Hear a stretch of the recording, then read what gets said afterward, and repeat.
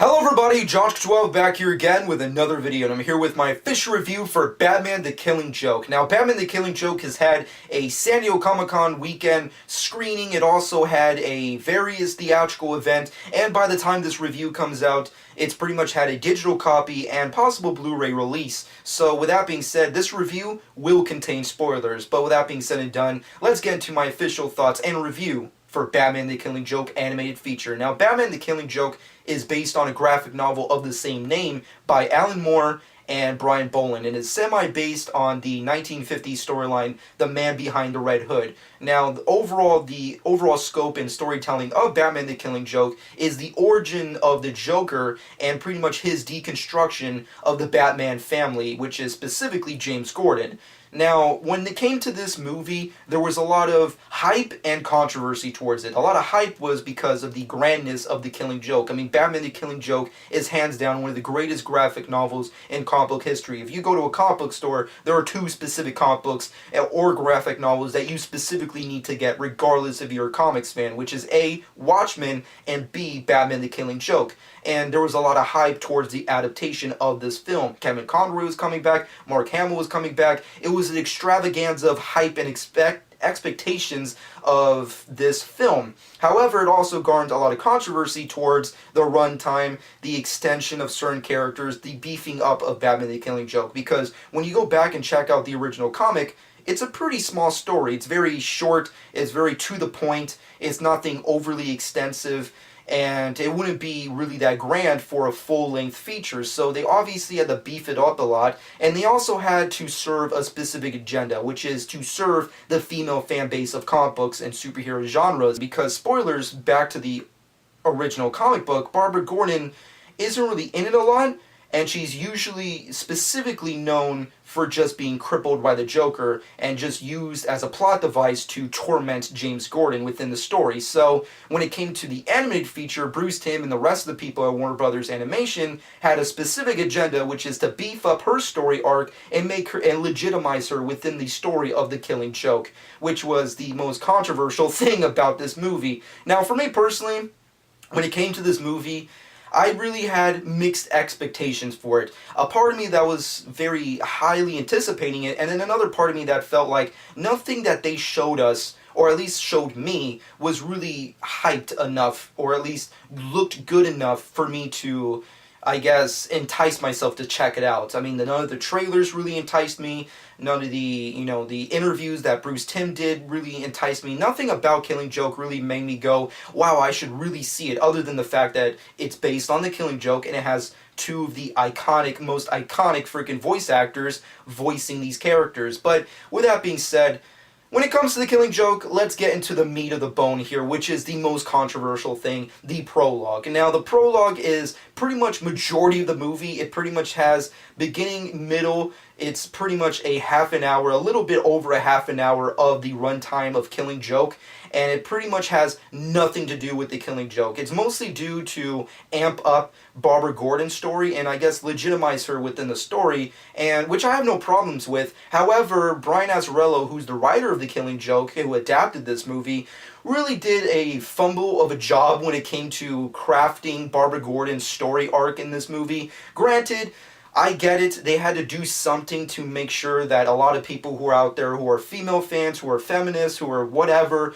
were pleased with Barbara Gordon, and they completely fucked up on that deal. And a lot of that has to do with the fact that she has a relationship with Bruce Wayne, which obviously is the most controversial thing. First it's the prologue, now you have the Bruce Wayne, Barbara Gordon thing. Now for me personally, I was very conflicted when it came to Bruce and Barbara's Babs, if you will, relationship within the film. There's a part of me that feels, well, that's completely uncharacteristic, and then there's another part of me that feels like, well, it's not completely original or unoriginal to do. I mean, Bruce Wayne has had a lot of freaking female lays, he's had a lot of freaking female love interest, and Barbara Gordon has always been a very independent woman who's been there for Bruce, so it kinda, to a certain extent, makes sense for them to, like, get together. But the way this movie handles their relationship is the biggest fumble, and it's just horribly done. It just felt like, when it came to this movie, the fundamental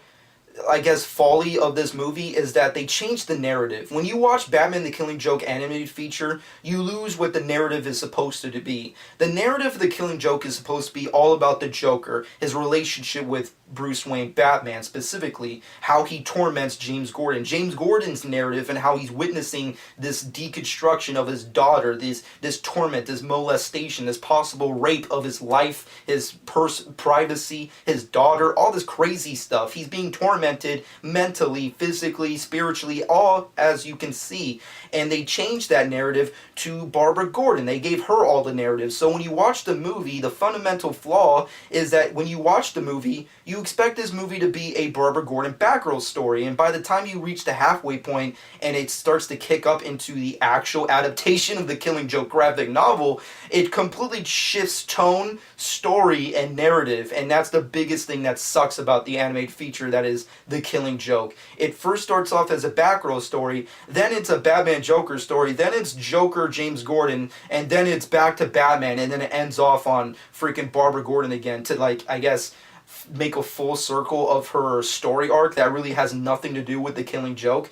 It's just a big fumble of a fucking writing process. And Brian Azzarello, I mean, like, I give the guy props for trying, and he's a great comic book writer. I mean, he's put out some really freaking awesome stuff in the DC universe specifically, and he's a great writer, but he just completely missed the point of the Killing Joke to serve an agenda that really just, I guess, deservice the overall story and fan base and service of what this movie's supposed to be, and that's the biggest folly of this film. The prologue itself is whatever. It's pretty much just a Batgirl story, and even though it could have been amazing, it's not really done that right. And then you have the Batgirl Batman romantic like sex sequence, which is obviously the most controversial. Now, I'm pretty sure a lot of people will probably get pissed off at me for my thoughts on it. I can't really help it. I mean, for me personally, it's been done before. I mean, like, and plus, Barbara Gordon's always been independent, and I know there's a lot of those fanboys who are like,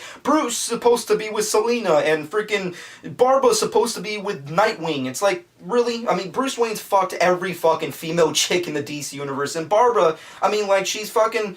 Dick Grayson can handle it if she's fucking Batman. I mean, come on, let's be real here. I mean, like, Dick Grayson, he's fucking Starfire. He's freaking with Starfire, who is hands down one of the hottest chicks in the DC universe. I mean, she's 99% of the time in a purple bikini. I think he's alright. I think Dick's alright when it comes to his sex life, and Barbara has to, like, what, live celibate as fucking Oracle in a wheelchair? Come on, let's be real here. She needs to get some form of action, and for her to have some form of relationship with Batman, it's one of those things where it's like, yes, it's uncharacteristic, yes, it's out of their character to do such a thing, but at the same time, it could be done right. But this movie and the writers Bruce Timm with Brian Azzarello added really don't do it justice. But with that being said, once the movie shifts away from the Batgirl narrative and actually gets into Killing Joke territory, the movie actually starts to get good. It starts to do some really cool things. There's obviously the reprisal of certain actors. Overall, the acting plate that they really gave us for this animated feature is pretty solid. Ray Wise as James Gordon is pretty good. I wish there was more of him,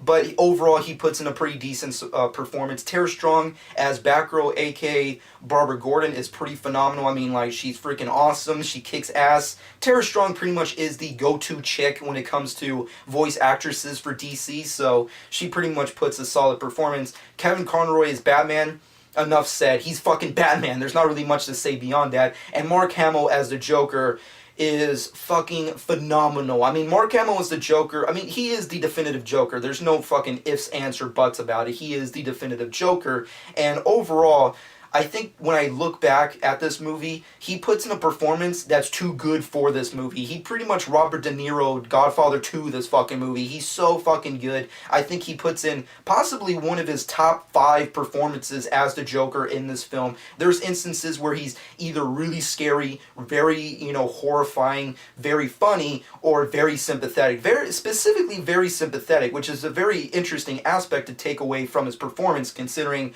most of the time Joker, when it comes to Mark Hamill's Joker, is either very goofy, very funny, very horrifying, very creepy, and pretty much all of above. But when it comes to this movie, he puts in a new kind of perspective on his Joker performance, which has a lot to do with the origin of the Joker we get within the graphic novel, and adapted with this feature, and it's freaking great. I mean, Mark Hamill, once again, I wish his performance that he gave in this movie was in a better movie because it's just so damn good. But with that being said, The Killing Joke itself, it's okay. It's alright. It's not anything extravagant. It's not the epic A+ of a film that we all wanted it to be. The animation artwork is very up and down. It's either really good or really sucky, and the overall directing and writing is very lacking. The adaptation from the graphic novel is very just indifferent in various places. It's very sloppy. It felt like they tried to, I guess, in a certain way, kind of like connected to other various Batman medias, which I feel like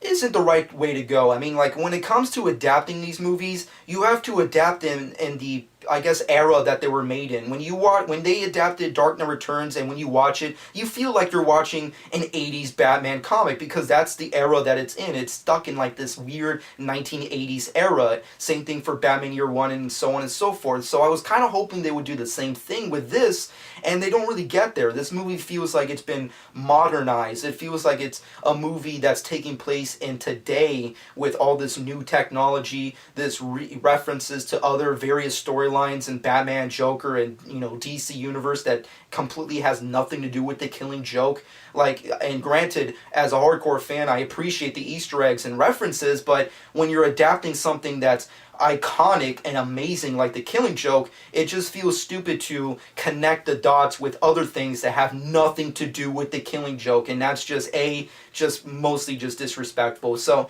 overall, Batman The Killing Joke, it has some solid performances, especially from Mark Hamill. It has some great sequences of artwork and animation, but for the most part, it's very sloppy. Writing's not really that great.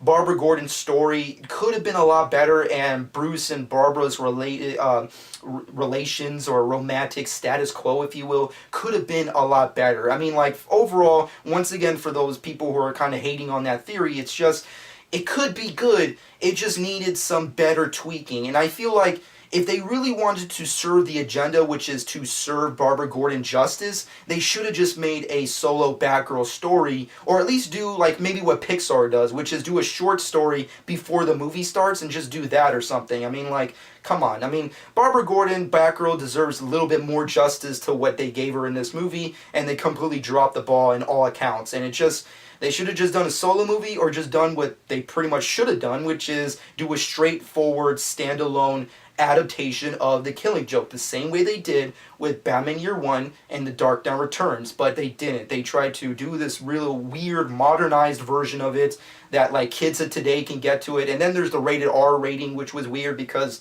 then when you watch the movie, there's not really anything rated R about it, except for, like, I don't know, some sequences that you kind of see Barbara naked, but not really. It's just, it is what it is. But overall, let me know what you personally think in the comment section below. For me personally, my final verdict for Batman The Killing Joke, I want to give it a 6 out of 10, but realistically, on a good day, it's just a mediocre movie that falls flat for me, and it's just a solid 5.5 out of 10. It's okay. I definitely think if you're a hardcore DC fan who, like, needs to own everything DC, you should definitely check it out. And if you're just, like, generally curious as a general audience member, you should also check it out for those reasons. But for the most part, if I were you, I would do the more realistic thing to do, which is to go to your local comic book store or go on Amazon.com or something and buy the actual Batman The Killing Joke graphic novel. That's a lot more, you know, use and a lot more bang for your buck, and you'll get a lot more interesting storytelling with The Killing Joke graphic novel versus its animation movie counterpart. But with that being said, that's pretty much been my overall thoughts on Batman The Killing Joke. It gave us some great performances, it gave us some interesting artwork and animation, but for the most part, it pretty much falls flat and does no justice to the original comic. And I'm pretty sure behind the scenes, freaking Alan Moore's like doing some kind of weird witchcraft or wizardry in the background, trying to like boycott and you know, create vendettas and, you know, weird fucking dolls towards everyone involved with anything who try to adapt his work. But with that being said and done, my final verdict for the film is a 5.5 out of 10. Let me know what you personally think in the comment section below, and hopefully one of these days DC tries to do something new and fresh, because they've been dropping the ball all over the place when it comes to everything. I mean, like, I'm just just going to say it. It's not been a great year for Batman fans, and myself included. But with that being said and done, I hope you guys enjoyed. And of course, Suicide Squad has come out this week, and I'll have my official review and personal thoughts on that early next week, possibly, maybe on Monday. So definitely come back to my channel to check out my official review for Suicide Squad, the movie. But with that being said and done, remember, comment below and let me know what you personally think. Shameless plug time. Follow me on Twitter and Instagram at Jock12. Subscribe to my channel if you haven't done so already, and hope you guys enjoyed. And this has been Jock12.